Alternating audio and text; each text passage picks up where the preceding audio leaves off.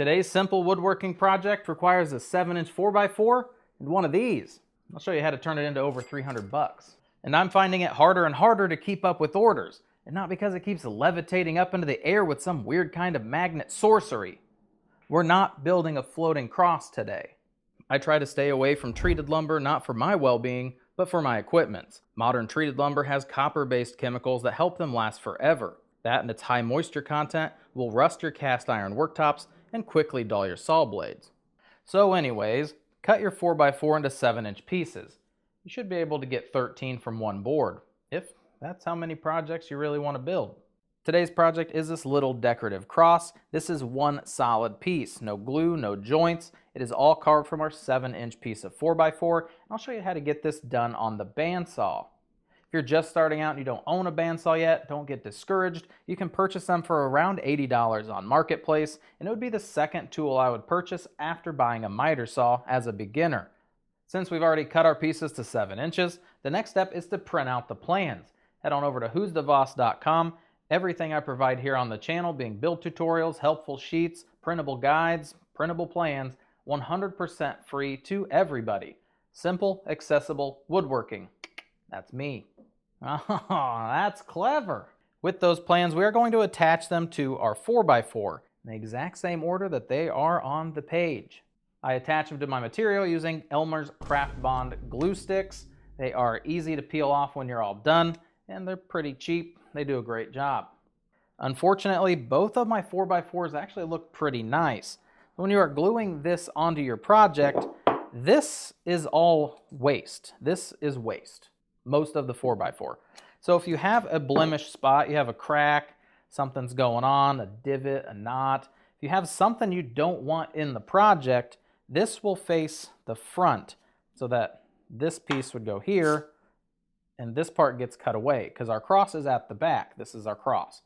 So this is all waste. This project basically maxes out my portable bandsaw. I'm using an 1/8 inch wide blade to achieve tighter radiuses. Cut out your first major section of waste, and make sure your fingers are kept out of the blade's path.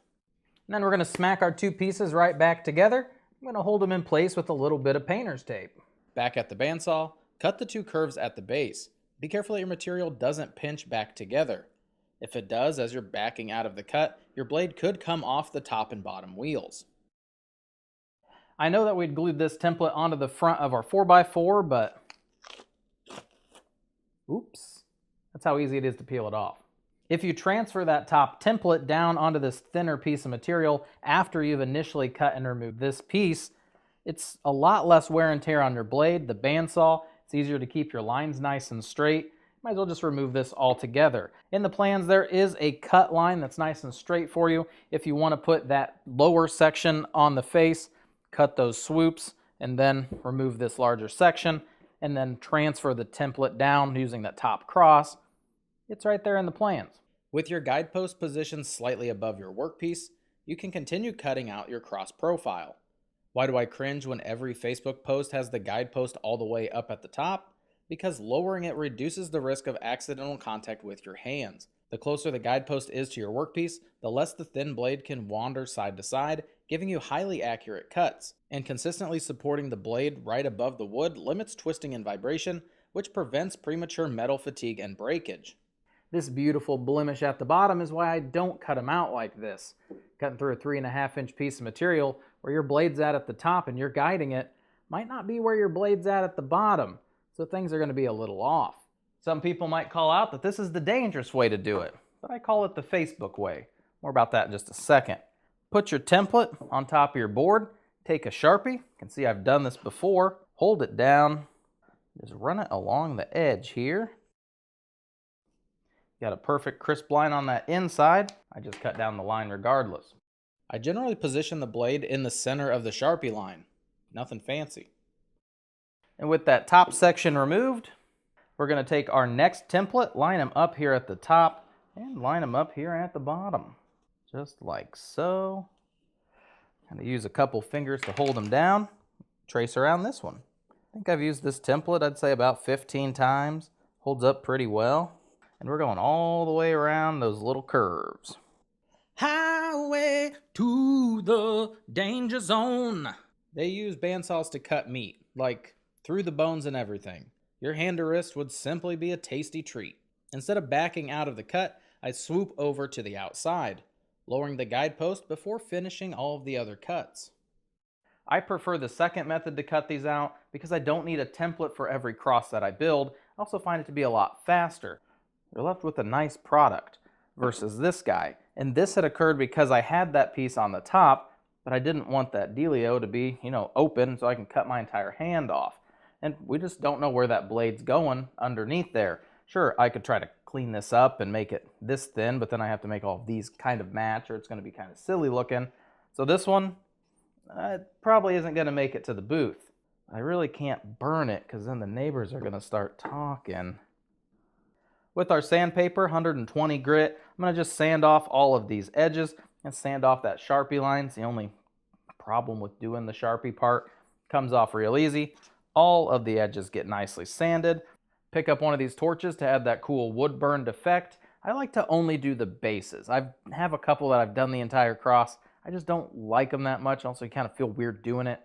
Just burn the bases. And then the cross kind of stands out a little bit more. Gives it kind of a two-tone feel after staining. The only stain option I'm using on this product is a Minwax Natural 209 stain. I think with the wood burn and how the cross and pine with natural stain, it just ties everything nicely together. Sometimes I put pine products also in Kona because it's a darker stain, kind of resembles a black walnut. But with this one, I think it kind of drowns out the base, and I really just like the natural look.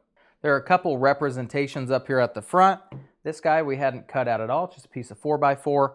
This one, fully wood burned cross and base, had a cool split in it. I thought that was really awesome.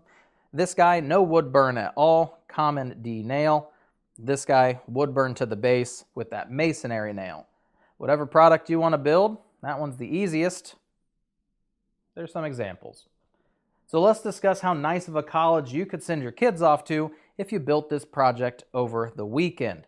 I'm going to be discussing how much you can make off of a single 4x4 versus a single product. If you're only making one of them, they ain't going to college at all. And now that we've covered all that, one 4x4 is going to get you 13 finished products.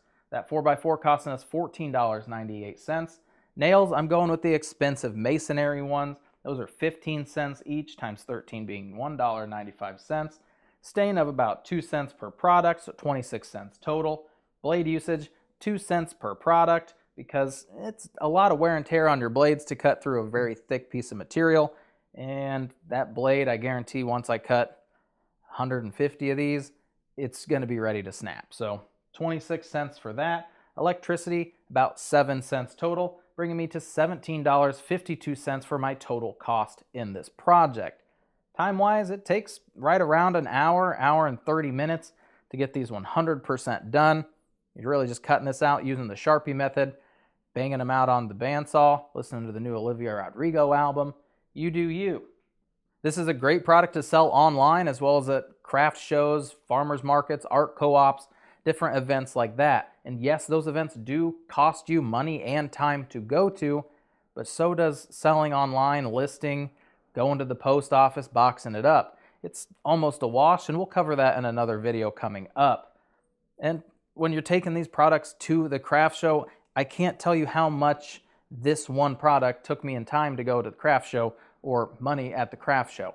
I'm taking 40 products down there, setting up for a weekend and selling through and then replenishing. So one single one, I can add 6 cents if you want to the price, but you really can't gauge it off of one individual product because I have a bunch of products. I don't go to the craft show with just these in front of me. It's strange because I interact with this chart so much, I honestly don't remember what's on it. It's not here in front of me. I think it's just profitability. So with our 13 products, I'm selling them for $25 each. That's giving me $325 in my pocket. $17.52 off of that because it does cost money to make them. $307.48 off of a single 4x4. Heck yeah.